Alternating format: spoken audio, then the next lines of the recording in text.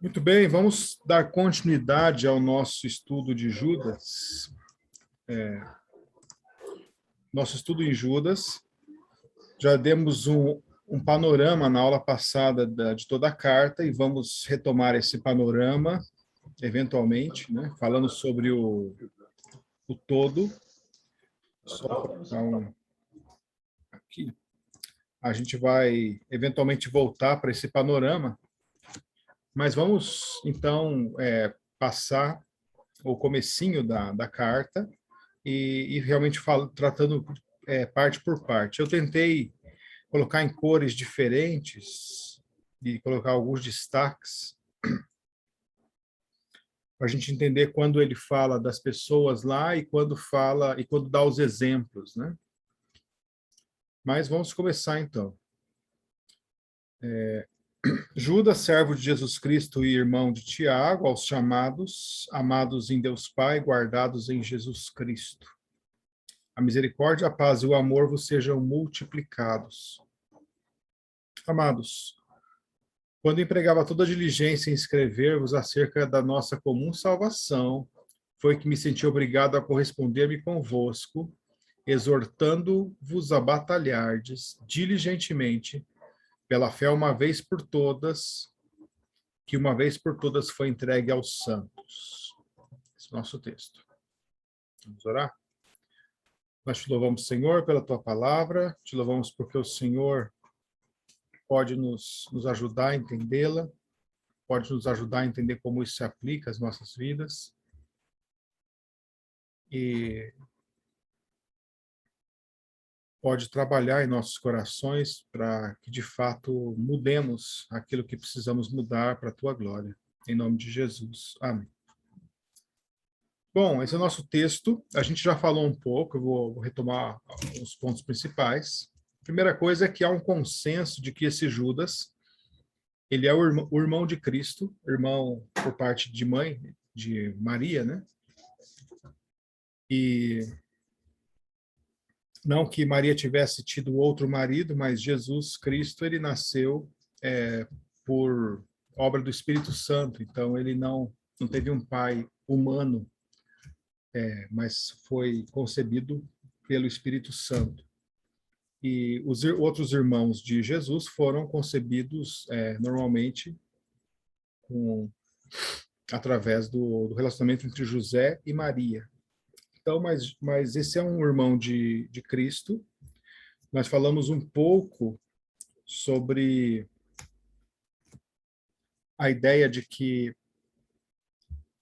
para a própria família de Cristo, quando ele inicia o ministério, eles mesmo, talvez exceto Maria, né? Com certeza exceto Maria, mas os próprios irmãos não davam não creram nele, né? Não davam muita bola para ele, mas com o passar do tempo, nós temos aqui o Judas escrevendo essa carta, eles realmente se comprometendo com o evangelho, sendo discípulos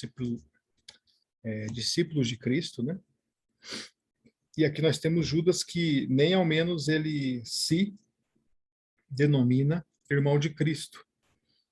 Isso é interessante porque poderia haver uma certa hierarquia. Pensa só, você tem na sua igreja ou na sua região alguém que é um dos líderes e que foi irmão carnal de Deus quando veio à Terra, né? Do Deus que se fez carne, Jesus Cristo. Então, isso poderia dar a ele uma certa aura de superioridade, um certo carimbo, né? De que Deus fala por ele e coisas assim, mas não é isso que acontece. Ele se coloca como alguém simples. Ele, na sua carta, a gente vai ver que é uma carta curta, provavelmente a carta mais curta não é mais curta do Novo Testamento, mas está entre as mais curtas. Não é algo longo como Hebreus, 1 Coríntios, Romanos, né? Nem algo longo como os Evangelhos ou Apocalipse, mas dentre as cartas está entre as menores, e foi escrita pelo irmão de nosso Senhor, irmão carnal, né? Mas aí ele escreve essa carta e ele endereça ela às igrejas, né? Mas ele especifica esses adjetivos, né? Ele começa com aos chamados, amados em Deus Pai e guardados em Jesus Cristo. O termo chamados, ele é usado bastante no Novo Testamento, é usado bastante por Paulo em Romanos e 1 Coríntios, e a ideia dos chamados, né, dos escolhidos, são aqueles homens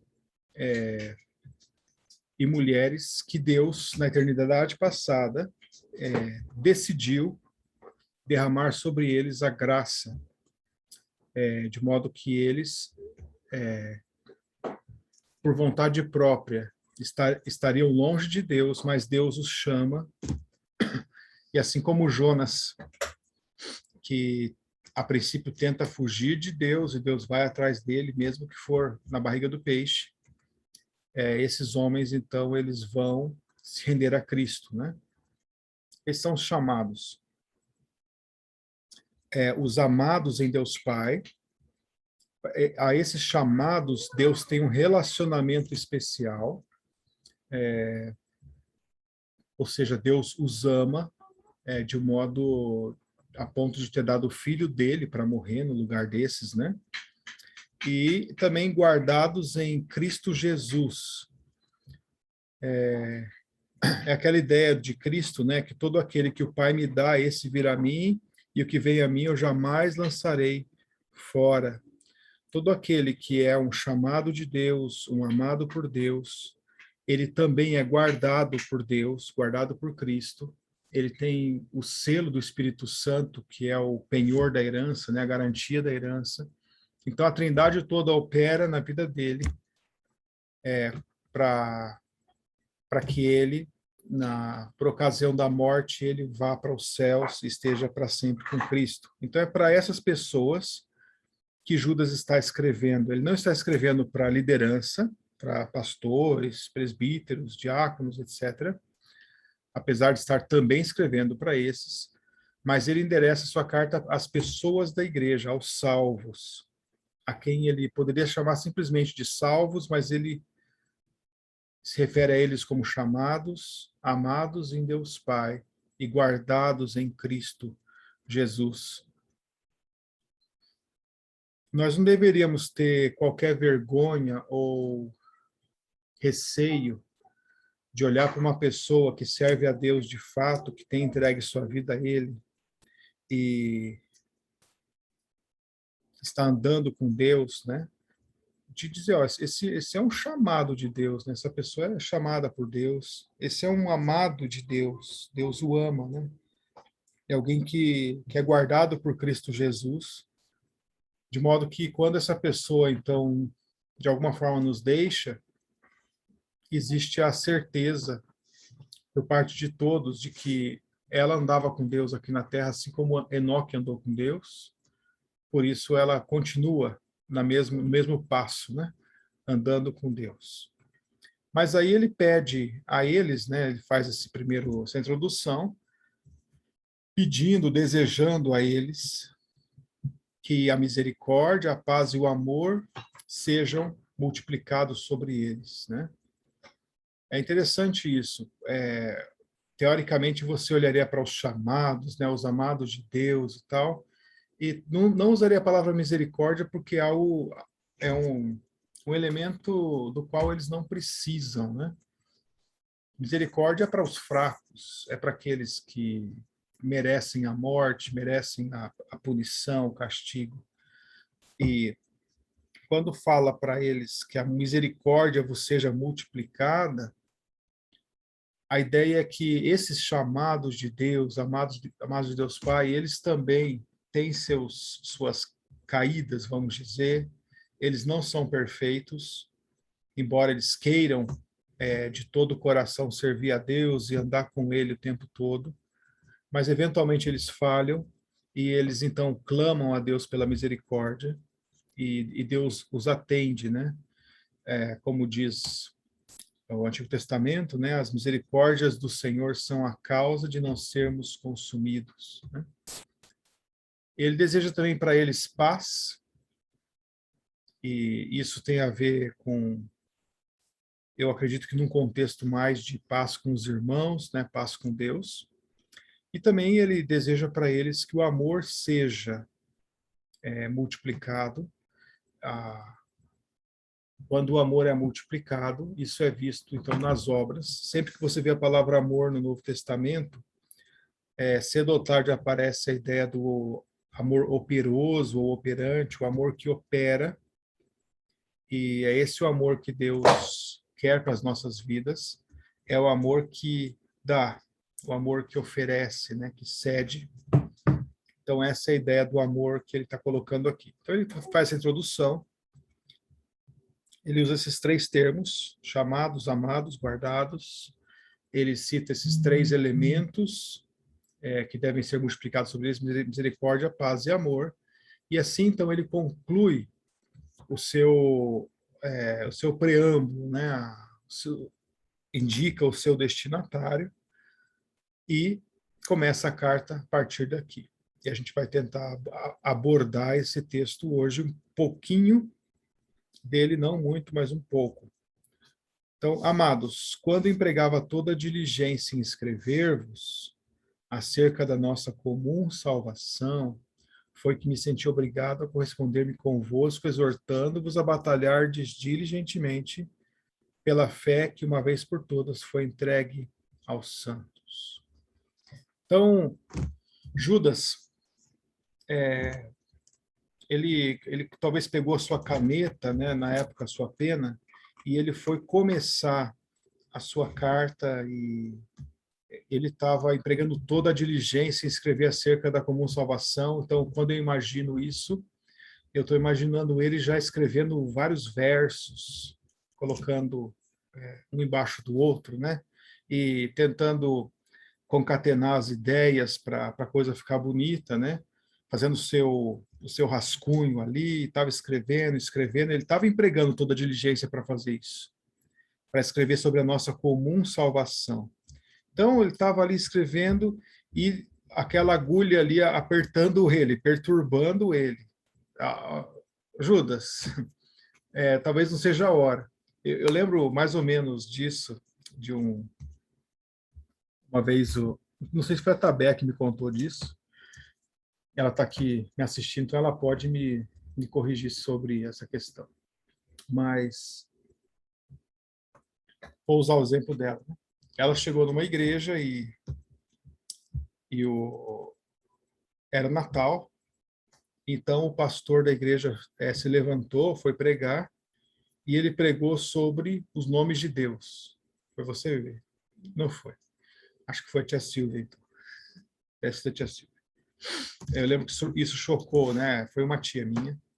Isso chocou ela. Peraí, a gente está no dia 24 de dezembro, e culto na igreja, aí o pastor se levanta e começa a pregar. E ele vai falar sobre os nomes de Deus. Ele não cita o Natal. Claro, posteriormente, conhecendo um pouco das linhas, né, das nuances dentro do cristianismo, provavelmente esse homem não acreditava que na importância de celebrar o Natal e celebrar nessa data, né? Mas havia então essa certa dissonância entre o que estava acontecendo e o que aquela pessoa estava falando. E o que Judas talvez está fazendo aqui ele está começando a escrever sobre a salvação como algo bom, talvez ia sair das penas dele algo como a carta de Paulo aos Efésios, né? Uma carta sobre a salvação, talvez um evangelho de João, próprio 1 João, né? Mas ele fala, não consigo escrever sobre isso, está tendo algumas coisas acontecendo na igreja, eu preciso falar sobre essas outras coisas. Ele se sente obrigado a se corresponder com eles e a ênfase é exortando-vos a batalhardes diligentemente pela fé, uma vez por todas, que uma vez por todas foi entregue aos santos. Ele vai falar sobre alguns problemas que estão no seio de toda a igreja. E para falar sobre esses problemas, ele vai falar, ele descreve que os cristãos devem diligentemente batalhar pela fé que uma vez por todas foi entregue aos santos. É interessante você ver na carta de Judas, né, como ele usa a palavra diligência, ele empregava toda a diligência. Aqui ele vai exortar de novo a batalhar diligentemente pela fé uma vez por todas, foi entregue aos santos. Mas vamos tentar correr por essas palavras aqui. A exortação dele é para que eles entrem em uma batalha. E quando você vê a visão de Paulo também sobre o cristianismo, ele vai citar a nossa armadura da fé, algo que os soldados usam para lutar, para a batalha. Quando Cristo fala sobre a igreja, ele diz que as portas do inferno não prevalecerão contra ela, ou seja, a igreja vai entrar e vai conseguir invadir o inferno e tomar as pessoas lá de dentro, né? Que estariam lá dentro. Então, a ideia que nós temos do cristianismo é que uma pessoa, quando se converte a Deus, ela está sendo, na verdade, convidada a ir para o céu, convidada a ser um amigo de Deus, a andar com Cristo, mas também está sendo convocada. É um alistamento para uma guerra, para o exército. Ela está entrando num exército. E essa é a ideia que a gente tem muito clara no Novo Testamento, que o chamado a seguir a Cristo, ele é um chamado à guerra. O próprio Cristo fala sobre isso quando diz, olha, vai ter, talvez seus próprios pais vão entregar vocês, seus irmãos vão entregar vocês. E quando ele fala sobre o nosso compromisso com ele, ele diz, ó, se você amar mais o seu irmão, sua irmã, seu marido, seu filho, ou até você mesmo, mais do que a mim, você não é digno de mim. Então, é uma entrega total para eu me desfazer desses elementos como os primeiros de minha vida, né, da hierarquia da minha vida, e esse é um chamado realmente de guerra. Em outro texto, quando vai falar sobre os inimigos do crente, ele vai citar o mundo, a carne e o diabo como inimigos do crente, batalhando o tempo todo para tentar ganhar a cabeça do crente, tentar ganhar o seu coração. E essa é a ideia, então, da batalha. O que é interessante aqui é que ele diz para eles batalharem pela fé que uma vez por todas foi entregue aos santos.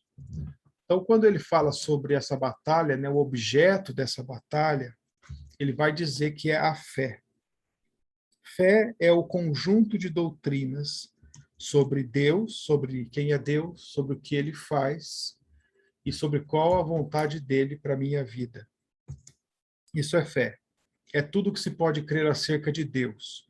Quando fala que Abraão creu em Deus, significa que Abraão creu que ele era Deus e que ele criou todas as coisas, creu que ele era poderoso para ressuscitar o seu filho, Isaque, mesmo depois de ter sido imolado e cortado seus pedaços e queimado, Deus era poderoso para trazê-lo de volta. É isso que ele cria sobre Deus.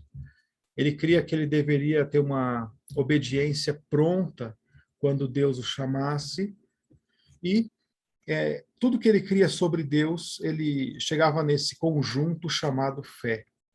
E aqui diz que é uma fé que uma vez por todas foi entregue aos santos, ou seja, tudo que Deus queria que soubéssemos em todas as eras, como diz o outro texto, né, todas as coisas que conduzem à vida e à piedade, tudo aquilo que precisamos a saber acerca de Deus e que ele nos revelou, ele já entregou. Essa fé foi uma vez por toda entregue aos santos. Tudo aquilo que nós precisamos saber sobre a obra de Deus aqui na terra, ele já deu através da sua palavra. É como certo autor já disse, né, sobre as profecias agora contemporâneas, né? Aí ele falou que se o que você tem a dizer discorda das escrituras, se a profecia sua discorda das escrituras, então ela é uma falsa profecia e deve ser descartada. Se o que você tem a dizer, a profecia que você tem a dizer concorda com as escrituras, então ela é redundante, né? Porque já tem algo que declara aquilo, ela é desnecessária. Então, o fato é que tudo que nós precisamos saber acerca de Deus, da sua obra, acerca de Cristo, acerca de quem nós somos, de onde viemos, para onde vamos, tudo que precisamos saber sobre as coroas, né, os méritos e os deméritos reais na nossa vida, estão escritos na palavra de Deus. Quero que você imagine a cena. O ser humano, então, ele vai evoluindo, vamos usar esses termos, né? Porque a história é tão ridícula quanto isso. Mas ele vai evoluindo, ele consegue criar umas espaçonaves e, de repente, chega em outro planeta, e nesse planeta existe um povo lá. E ele vai querer saber sobre aquele povo, são os alienígenas, né, com 3 olhos, etc. Ele vai querer saber sobre aquele povo e tal, e ele acaba descobrindo que aquele povo para entender aquele povo, existe um manual, está escrito. Aí ele fala, eu quero ler esse livro, eu quero entender esse povo.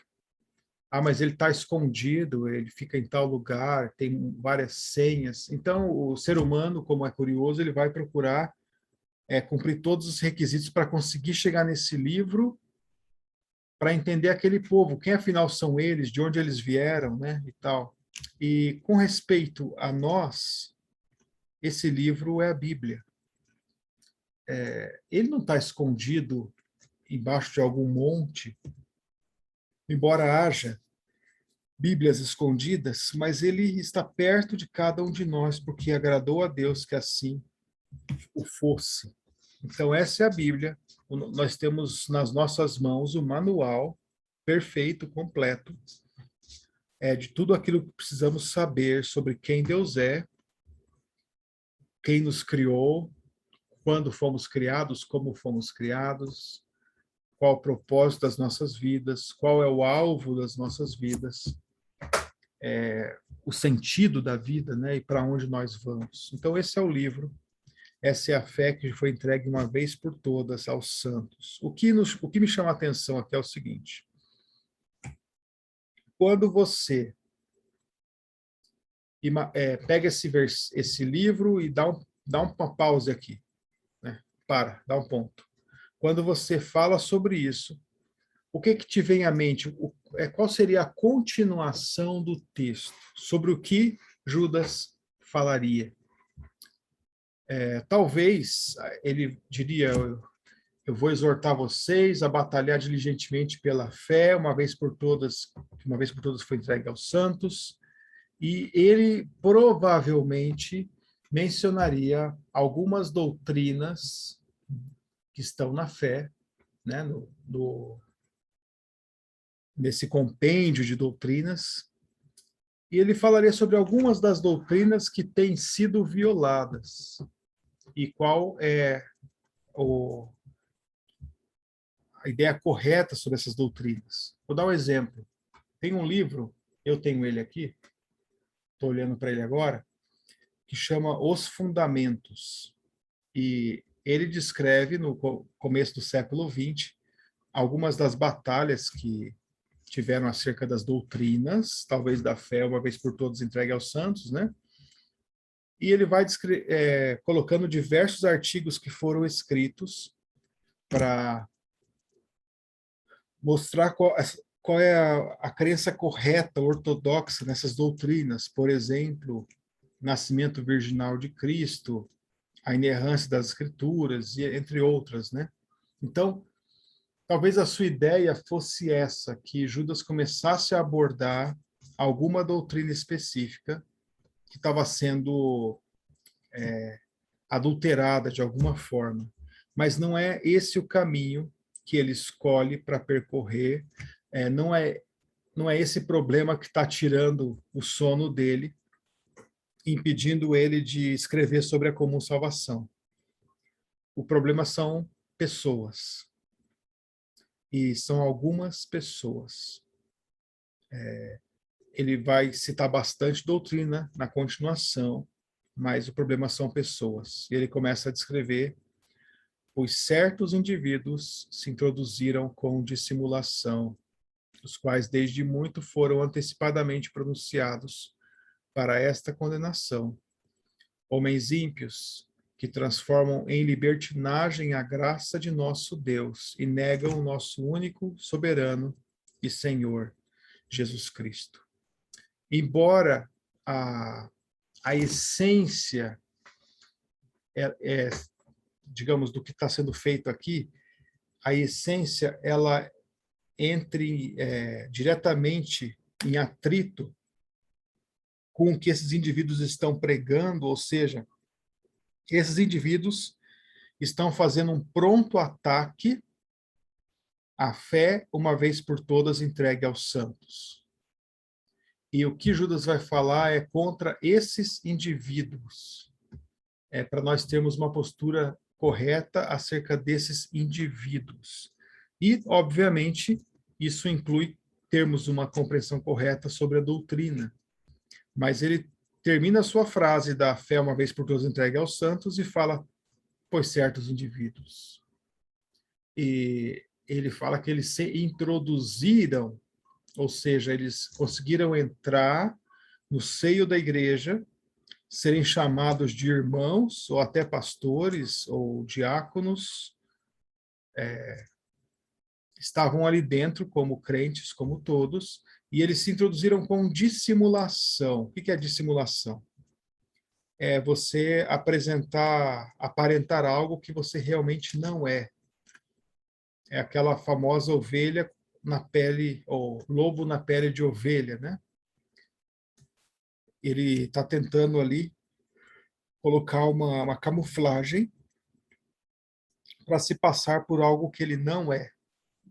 Talvez um homem que se camuflando para que o inimigo ache que ele é o prolongamento de uma árvore ou de um arbusto. Mas esses indivíduos se introduziram assim, ou seja, eles diziam que criam em Cristo e tudo, e eles iriam dizer qualquer coisa que precisasse para eles tão somente colocarem um pé para dentro da igreja. Então, se dissesse para eles que eles tinham que dar 3 saltos no mar quando virasse o ano, e tinham que apontar o dedo para a lua cheia, 12, em todas as luas do ano, sei lá, criasse toda uma série de coisas para eles entrarem na igreja, eles o fariam. Eu lembro com tristeza de uma jovem que ela acabou fazendo isso, embora talvez ela não fosse dessa lista, não como liderança, mas uma jovem, ela se encantou por um rapaz da nossa igreja e e começou a querer namorar com ele, coisas assim, e ele tinha uma barreira muito grande para namorar com essa jovem, né? Essa jovem, ela era incrédula, então ele tinha muito problema com o sogro dele. Ela era filha do diabo, então ele tinha problema com o sogro, né? E ela, nas regras da igreja, ela não poderia se casar na igreja. E, inclusive, se ele se casasse com ela, ele seria disciplinado, porque estaria tendo um casamento com incrédulo. E ela, então, descobre que para fazer parte da igreja, ela precisa fazer um curso de batismo, ele precisa se converter antes, né? Então, tem que escolher um culto para levantar a mão e ir para frente. Depois disso, fazer o curso de batismo, novos membros, ser batizada. Então, ela poderia se casar na igreja com ele, e assim seria, né? Aí ela segue todo o rito, é batizada, tal. Aí, enfim, eles se casam na igreja e na outra semana nunca mais apareceram na igreja nenhum nem outro. Ele era uma bênção na igreja, de certa forma, mas ela entendeu o que precisava fazer para ser aceita no grupo, então ela entrou com dissimulação. Ela cria naquilo? Não. A cabeça dela era muito claro. Eu me caso com ele, na outra semana ele é meu e acabou. Acabou esse teatro, né? Então foi um grande teatro. Agora esses homens eles entram aqui dessa maneira, com dissimulação, e a partir daqui ele vai começar a falar sobre esses homens, sobre o que eles creem, sobre a condenação deles. Mas essa então é a nossa aula de hoje. Essa introdução, a partir da próxima aula, a gente começa a falar sobre eles mesmo, o que eles creem. Mas até aqui, então, essa introdução do livro e esse primeiro contato com o livro de uma maneira na diagramação. Nós já tivemos o contato na introdução, e aqui, então, a gente pega a diagramação e conversa sobre alguns desses pontos. Joia? Vamos, na próxima semana, se Deus quiser, a gente continua o texto falando sobre quais as doutrinas que esses homens estão propalando